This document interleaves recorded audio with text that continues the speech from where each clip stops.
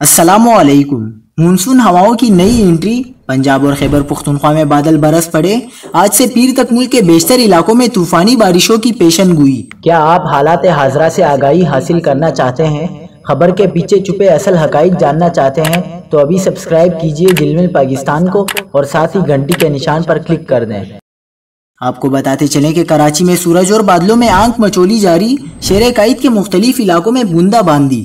محکمہ موسمیات نے آج رات کو ہلکی بارش کا امکان ظاہر کر دیا۔ مونسون کا نیا اسپیل آج سے پیر تک ملک کے بیشتر علاقوں میں بارش برسانے کا سبب بنے گا، جبکہ سندھ میں 24 سے 26 جولائی تک موسلادھار بارش کا امکان ہے، جس سے ندی نالوں میں طغیانی کا خدشہ ہے۔ میٹ آفس نے کراچی والوں کو بارشوں کے نئے اسپیل کے لیے خبردار کرتے ہوئے کہا ہے کہ سندھ میں 22 جولائی کو مونسون کا نیا طاقتور سسٹم داخل ہوگا۔ بارش کا نیا اسپیل ہفتہ 23 جولائی کی صبح کراچی پر اثر انداز ہوگا۔